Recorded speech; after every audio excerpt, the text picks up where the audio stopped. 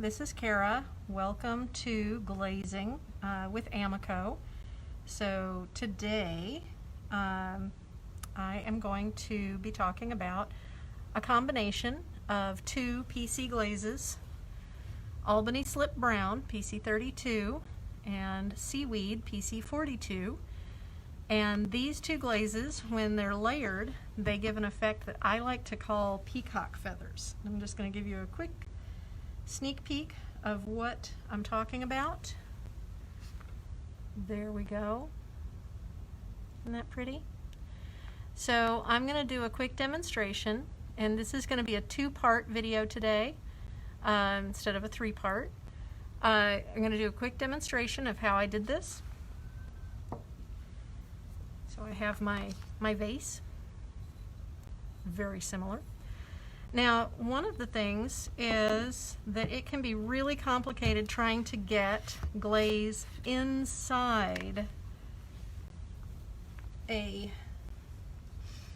vase like this. I mean, you can, if you want, you can try to get a brush inside, and you can brush the glaze on if you want.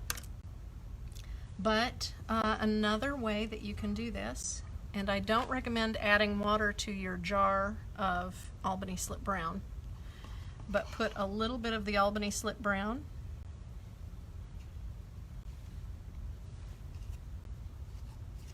into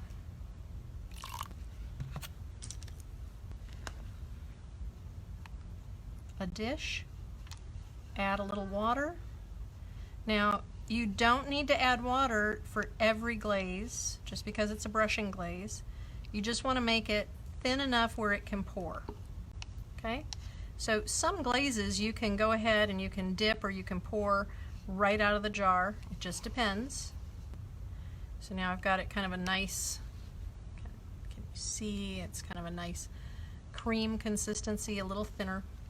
And it's not very much glaze. That there, and then I pour it just like I would pour any glaze. I might have to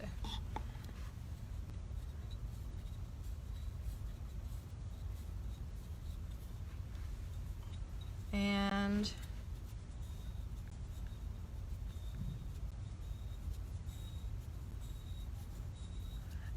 the reason I don't want to add too much water is if I add a lot of water, then I'd have it'll be too thin and it won't give a thick enough coating to the inside. So now it's all done. Nice and quick. Now I'm going to go back to using straight out of the jar, and of course, just like always, we want to add 3 coats. Now the tricky part, getting all the way to the bottom. And like normal, I apply my coats pretty juicy.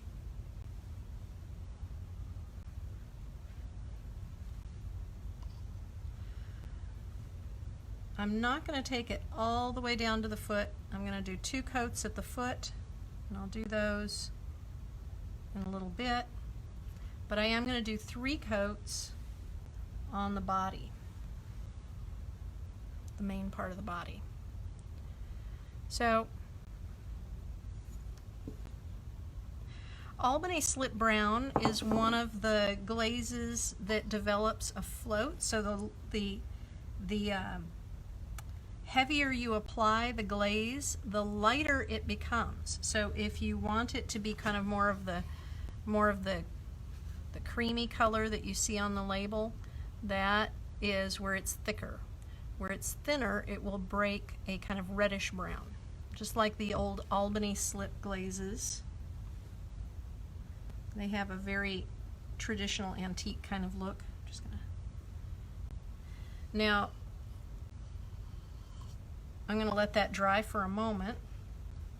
Now, for the seaweed, I like to use. You can either use a brush, or I like to use a slip applicator. We're not going to do this quite yet. But one of the things that happens sometimes is that I find what I think is seaweed in a slip applicator, but I can't really be sure.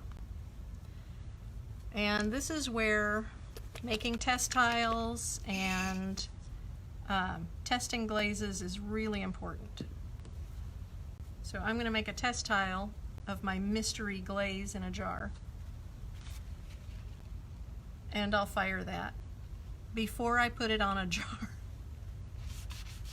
We do not want to fire things that we're not entirely sure of. I know that a lot of times people, you know, you have a question about, well, what will happen if I layer certain glazes, or if I put it on a different clay body, or it looks like it might be not the right consistency or the color in the jar. And I always recommend you make test tiles.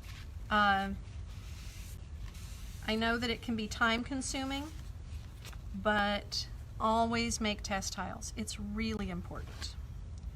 So now this is mostly dry enough where I can put another coat on. So I want to get this second coat on now. So I'll take this second coat all the way to the foot, and I'll clean that up a little bit when I'm done glazing.